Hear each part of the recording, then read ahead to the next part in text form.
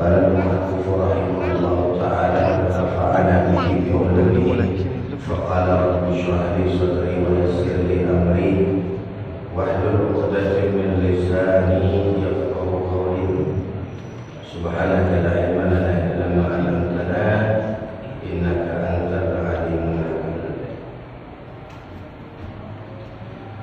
Astagfirullahaladzim, astagfirullahaladzim, astagfirullahaladzim.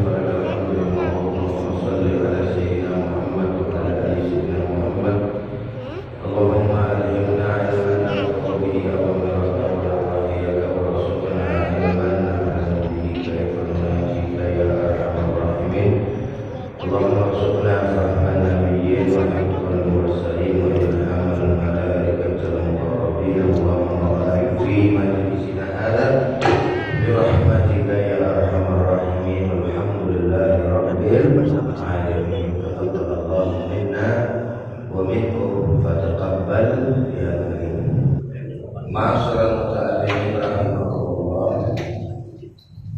Pada kesempatan malam hari ini kita melanjutkan kajian kita yang kita ambil dari kitab Al-Qaulul Jadid fi Halli Al-Fadhi Mukhtasar Abdullah Al-Harari, yakni kajian kita menyambung persoalan akidah yang berlandaskan Ahlus Sunnah wal Jamaah,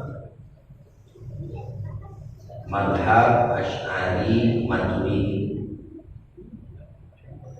Sekali lagi sama kita sampaikan, madhab akidah kita adalah madhab Asy'ari Maturidi.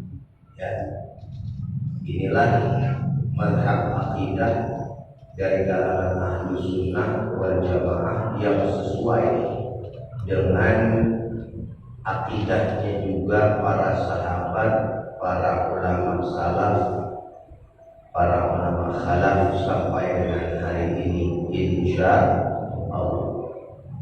Pada beberapa waktu yang lalu kita sudah mempelajari tentang mukallaf. Lagi-lagi saya ulangi, apa yang dimaksud dengan mukallaf sudah sama kita jelaskan, yakni mukallaf huwal balighul aqil alladzi balaghahu aslu da'watil Islam.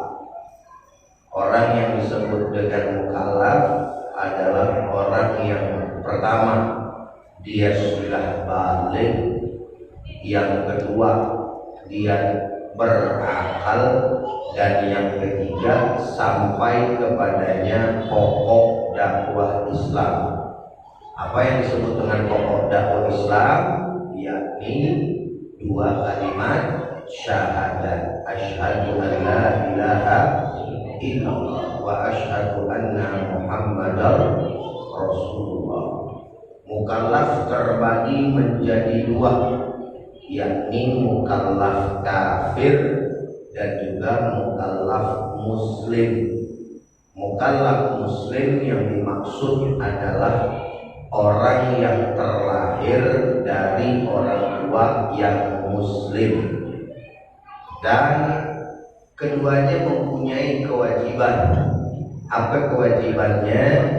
Yakni ad-dukhulu fi dinil Islam, yakni masuk ke dalam ajaran agama Islam. Bagi kafir dengan mengucapkan dua kalimat syahadat, fauran segera.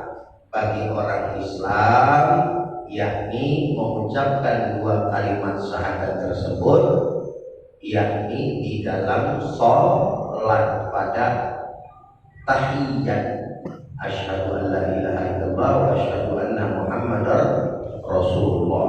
Allahumma salli ala sayyidina Muhammad wa ala ali sayyidina Muhammad sampai akhir ila fil alamin innaka hamidun majid. Lalu yang kedua, wasubutu fihi ala dawam, yakni orang tersebut harus senantiasa ada di dalam Islam, sampai akhir hayatnya. Pengertiannya, tidak ada keinginan di dalam hati atau tidak ada keraguan di dalam dirinya tentang Islam atau keinginan yang tadi dimaksud untuk keluar dari Islam pada waktu yang akan datang, fil mustaqbal. Nggak boleh. Sehingga ketika ada seseorang yang punya keinginan, ntar saya mau murtad gitu umpamanya, seharian aja, biar kata dia bilangnya ntar, itu hari dia sudah murtad.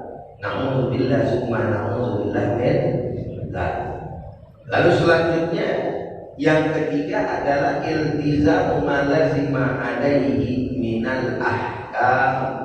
Orang yang beriman, orang muslim, mukallaf, wajib untuk mengerjakan hal-hal yang diwajibkan kepadanya minal ahkam, dari hukum-hukum Islam, ya.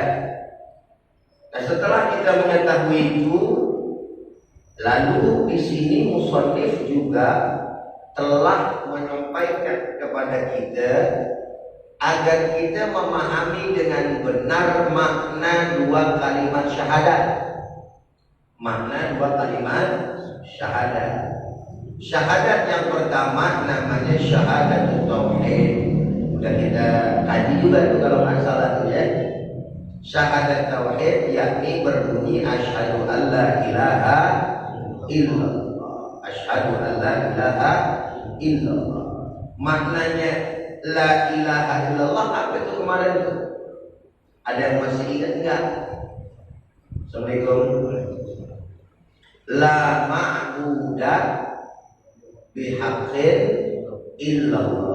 Tidak ada yang pantas untuk disembah dengan sebenar-benarnya kecuali Allah Subhanahu wa ta'ala. Karena berbicara tentang sesembahan, maka kita juga harus mengerti. Jadi ma'bud itu yang disembah, wajan isim maf'ul. Maka masdarnya ibadah, pekerjaannya adalah ibadah. Yang diibadahi adalah Allah. Maka kita juga harus mengetahui apa tuh yang dimaksud dengan makna atau definisi ibadah. Diterangin juga tuh oleh siapa? Musannif Syekh Abdullah Al-Harari. Yang dimaksud dengan ibadah dalam kitab beliau, dan beliau menukil siapa? Menukil daripada Al-Imam Al-Hafiz Al-Lughawi Taqiyuddin As-Subki, ahli daripada bahasa. Yang dimaksud dengan ibadah adalah aqsa ghayatil khusyu'i wal khudu'i, yakni puncak daripada ketundukan dan perendahan diri. Puncaknya daripada ketundukan, perendahan diri, ketaatan, itu namanya ibadah. Sehingga dari definisi ini, perhatiin baik-baik ya, sehingga daripada definisi ini bisa kita ambil pelajarannya, pemahamannya, bahwa jika sekedar taat, kemarin juga udah kita ulang, udah kita sampaikan, itu sekarang kita ulang, tidaklah termasuk ibadah kalau kita sekedar taat kepada selain Allah. Sebab kalau bicara sekedar, namanya bukan puncak, itu maksudnya. Yang namanya ibadah, puncak ketaatan, puncak ketundukan. Kalau sekedar, bukan puncak namanya. Maka masuk dalam wilayah sekedar taat ini seperti kita taat kepada guru, taat kepada orang tua. Juga masuk kategori ini bukan ibadah, adalah an-nida, yakni apa? Memanggil dengan panggilan kepada Rasulullah Shallallahu Alaihi Wasallam. Ya Rasulullah, Isfa' lana indallah. Tuh kira-kira minta bukan tuh? Sama Nabi. Artinya ya Rasulullah, wahai Rasul, berikanlah syafaat kami di hadapan Allah. Ada mau tanya, kira-kira itu namanya minta bukan? Assalamualaikum. Ya Rasulullah, berikanlah syafaat kepada saya di hadapan Allah nanti. Itu berarti kita minta sama Nabi bukan itu? Hah? Minta. Kafir nggak kita minta sama Nabi? Seperti itu. Musyrik apa enggak? Minta sama Nabi tadi. Musyrik. Berarti nggak memahami konteks ini. Yang kita bahas adalah makna ibadah. Yang namanya makna ibadah adalah puncak. Apakah itu puncak dari ketaatan, puncak daripada pengharapan, puncak daripada perendahan diri, puncak berarti paling tinggi, betul nggak?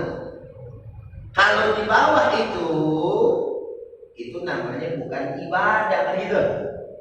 Berarti ketika kita minta kepada Nabi dengan kalimat yang tadi, ya Rasulullah, berikanlah syafaat kepada kami di hadapan Allah nanti, itu bagian daripada ibadah bukan? Makna ibadah yang tadi edar begini. Assalamualaikum. Bagian makna ibadah bukan?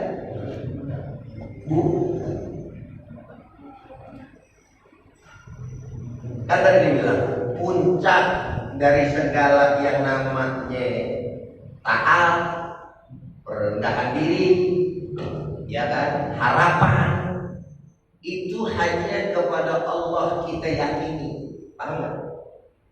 Kalau sekedar minta, namanya sekedar minta tuh, yang mampu dilakukan oleh seseorang atau selain daripada Allah, itu bukan masuk kategori ibadah. Ini makanya nih, kalau ngaji sambil nyender repot nih urusannya. Lagi rebahan nih. Kita tahu nggak kalau Nabi besar Muhammad SAW itu memang udah punya kewenangan untuk memberikan syafaat? Udah tahu belum? Assalamualaikum. Kita nih semuanya berharap syafaat Nabi apa enggak? Tahu nggak kalau Nabi Muhammad bisa memberikan syafaat? Nggak usah pakai insya Allah, nggak pakai insya Allah nih mah. Nggak pakai. Tahu apa kagak? Ada nggak di dalam Islam yang namanya Nabi bisa memberikan syafaat? Nabi kita Muhammad bisa ngasih syafaatnya. Selesai. Berarti kita tahu kok, kalau dalam agama kita Nabi bisa ngasih syafaat, betul nggak? Ini jelas nih. Biar enak nih, biar nyambung. Kalau ngaji begini nggak banyak kali tenggor, slide tulisan udah. Kan poinnya dari Nabi bisa ngasih syafaat, betul nggak? Siapa yang memberikan kewenangan Nabi mendapatkan syafaat? Udah pasti, kan gitu. Berarti ketika kita minta kepada Nabi Muhammad, ya Rasulullah, berikan syafaat kepada saya di hadapan Allah, itu menyalahi daripada yang namanya makna ibadah apa enggak?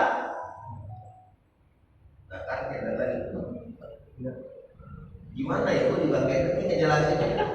Jangan sampai gurunya gablok muridnya main.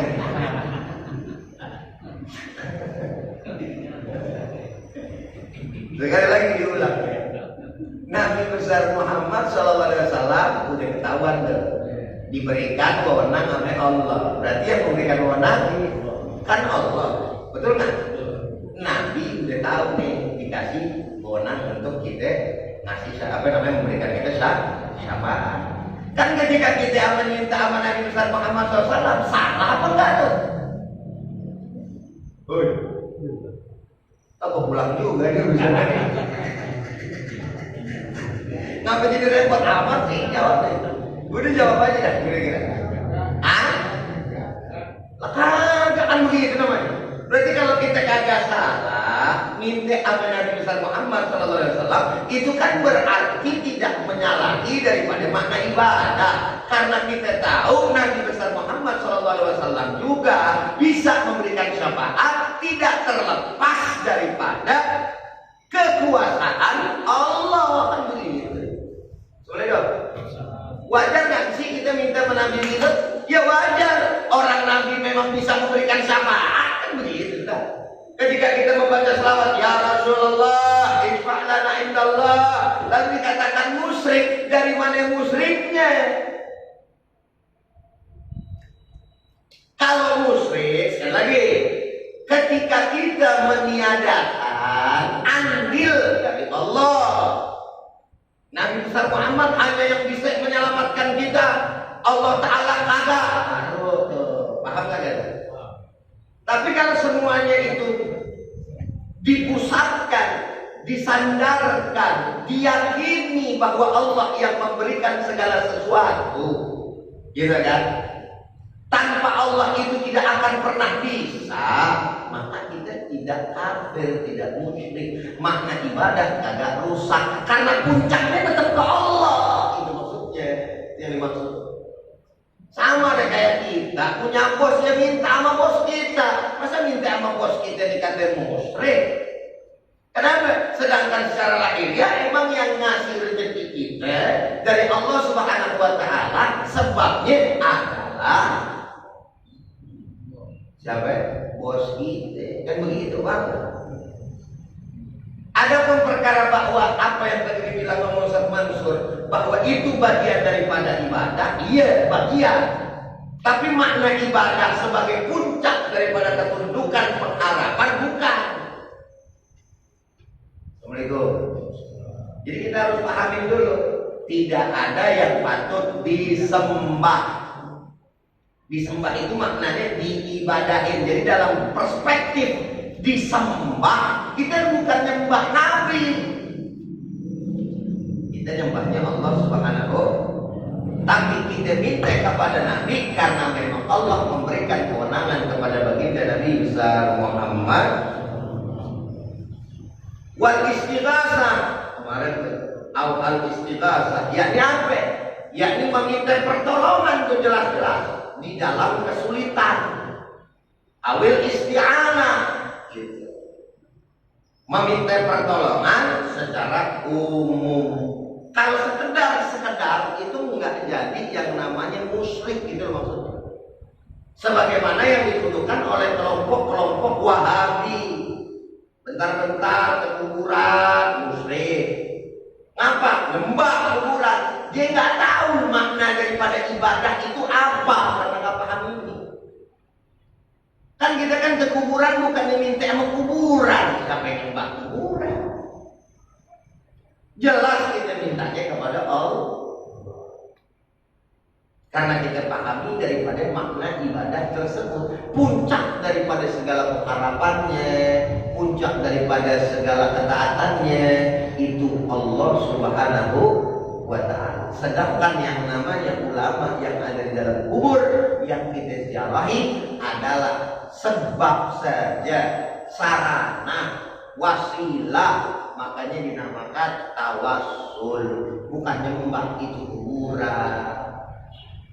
Gimana sih otaknya nggak bisa mikir bagaimana kita ya?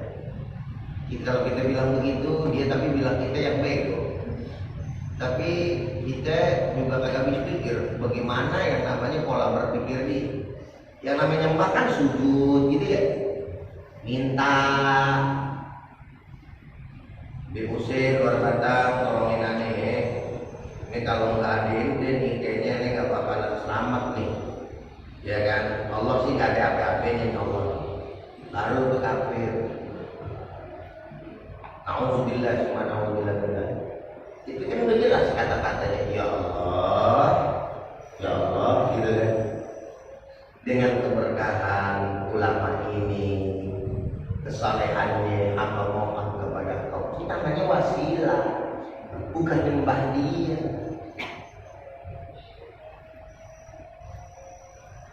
Makanya sangat keji tuduhan-tuduhan saudara-saudara kita. Kalau kita bilang saudara, tapi nuduh kita keji benar. Itu kuburiun kalau bilang gitu. Tutup para penyembah kubur.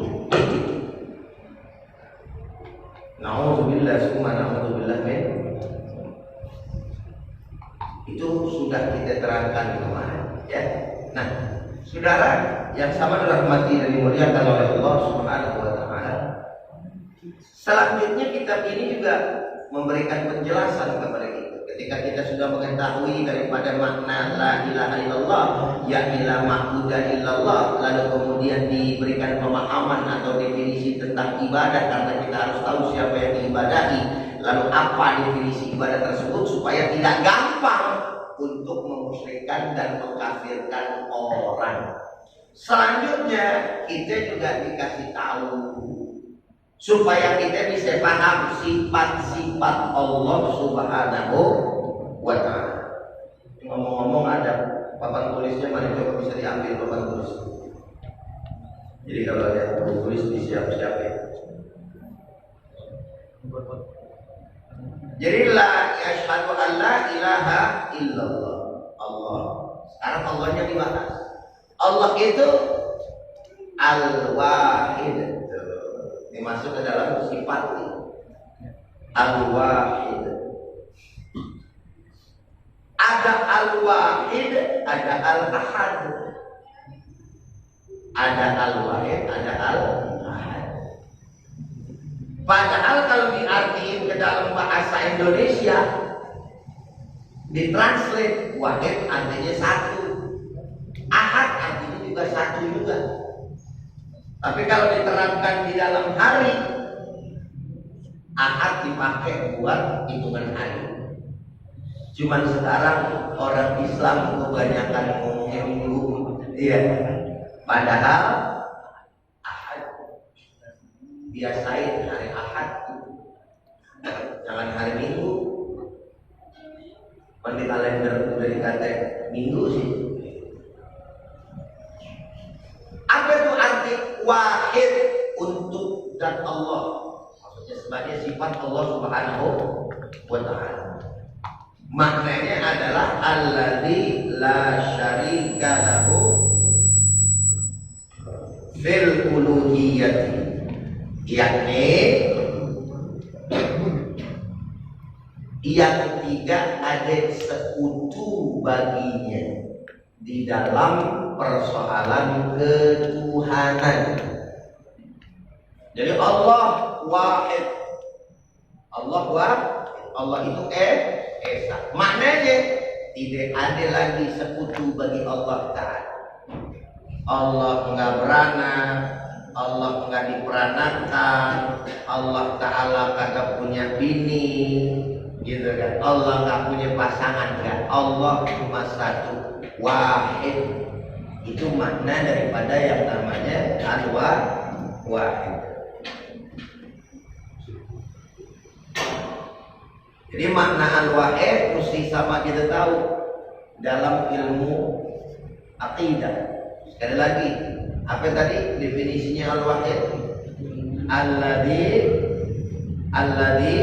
la syarika lahu fil uluhiyah. Bareng-bareng. Al-wahidu alladzi la syarika lahu fil uluhiyyati. Al-wahidu alladzi syarika lahu fil uluhiyyati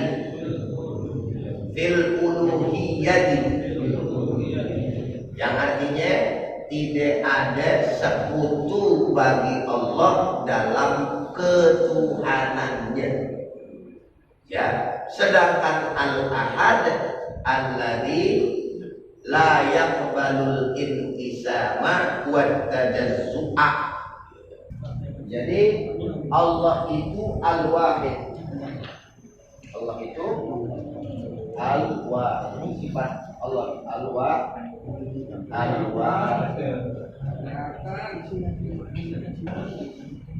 Al-wahidu alladzi la syarika lahu fil uluhiyyati. Ya.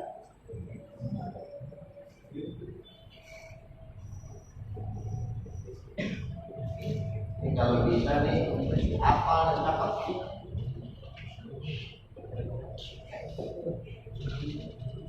Sedangkan al-ahad beda. Alladzi la yaqbalul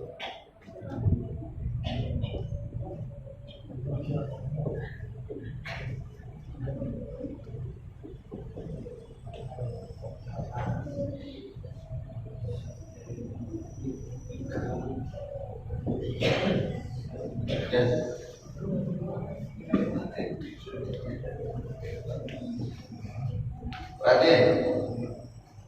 Jadi makna al-wahid adalah kalau dikatakan al-wahid yang dimaksud bagi Allah dan Allah tidak ada syarik.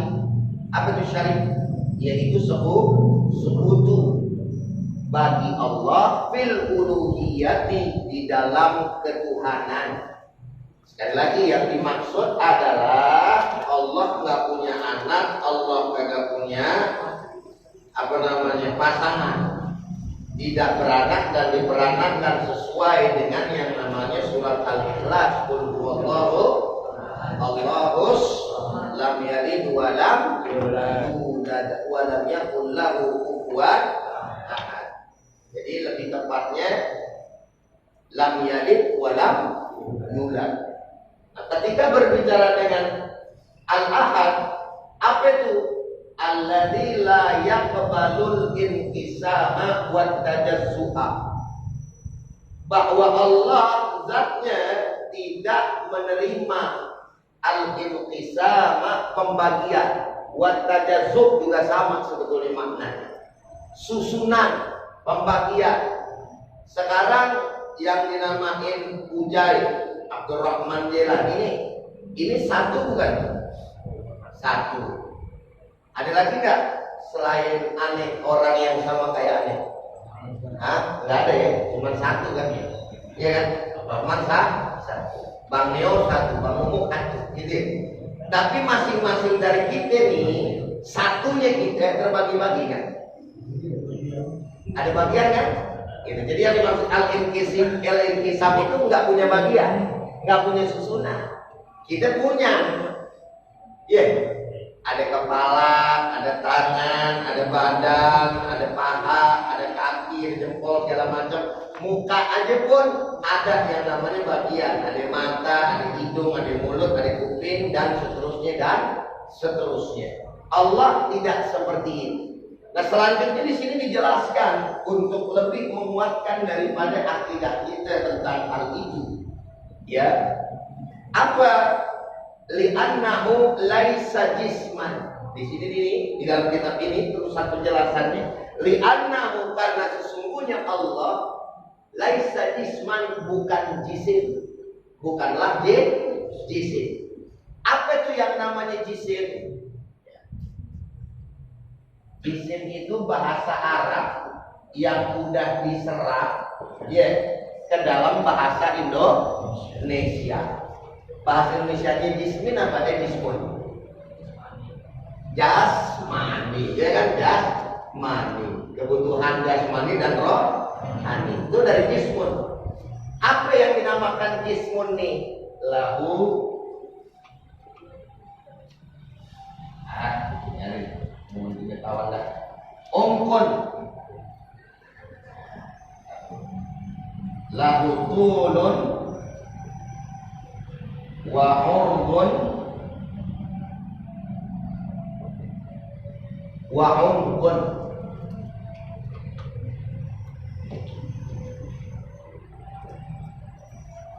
Yang dinamakan dengan jisim itu lahu, baginya ada panjang, ada lebar, ada kedalaman. Arti sederhananya jisim punya ukuran. Jisim punya ukuran. Paham ya? Assalamualaikum. Paham gak nih? Jadi Allah bukan jisim. Apa itu jisim? Sesuatu yang punya ukuran. Ada panjang, ada kedalaman, ada lebar. Iya. Jisim dibagi menjadi dua. Jisim dibagi menjadi dua. Satu, ada bentuk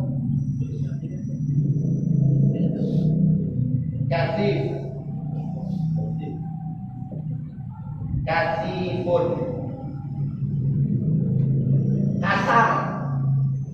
Tapi ini maksud kasar di sini bukan kasar kayak begini, kasar banget nih, bukan. Artinya kasar bisa disentuh. Jadi bentuk kasar bisa disentuh. Seperti siapa?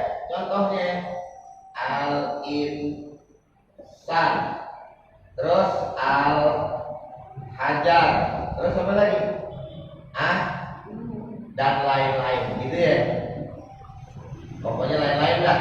Insan, hajar, terus kemudian tembok, apalagi pokoknya bisa disentuh. Yang kedua adalah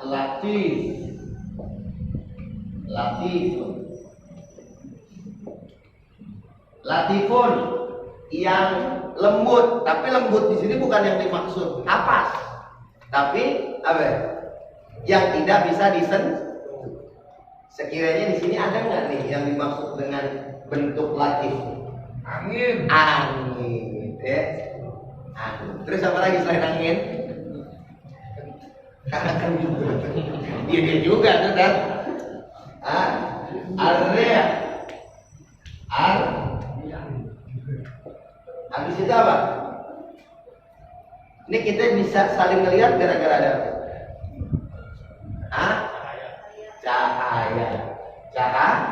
cahaya. Iya. Nur berarti.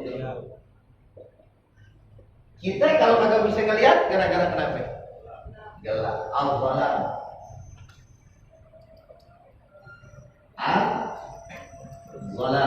Al-zalam. Jadi ar-rihu wan nur wal zalam. Allah Ta'ala bukan bagian daripada dua ini. Bukan bentuk kasif maupun bentuk latif. Pokoknya Allah bukan jisim. Itu yang dimaksud dengan al-ahadu. Nah ini kaitan pula dengan akidah yang lainnya dalam akidah Ahlus Sunnah, yakni laisa kamitslihi syai'un wa huwas sami'ul basir. Karena Allah Subhanahu wa taala bukanlah makhluk dan dia berbeda dengan sesuatu apapun. Sesuatu apapun maksudnya bagaimana tuh? Ya itu tadi. Pokoknya Allah Ta'ala bukan jisim. Dan sedangkan apapun yang terlintas dari otak kita itu pasti mengarahnya ke jisim. Makanya Al-Imam Zunnun Al-Misri, siapa namanya? Al-Imam, assalamualaikum.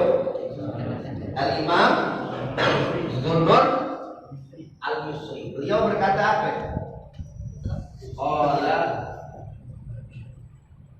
Gungun Al-Misri. Ya.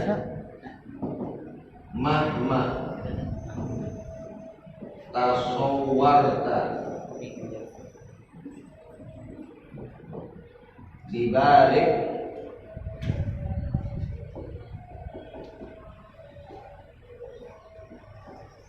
fallahu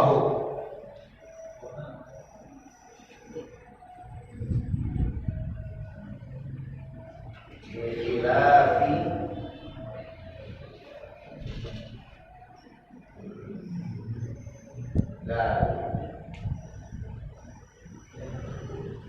mahma tasawwarta bibalik fallahu bikhilafi dzalik. Apapun yang terlintas di benakmu tentang Allah, maka ketahuilah itu bukan Allah.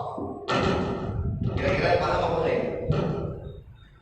Kita kalau otak ini mendefinisikan sesuatu atau membayangkan sesuatu, itu pasti sesuatu yang memang bisa ditangkap oleh akal, kan gitu ya?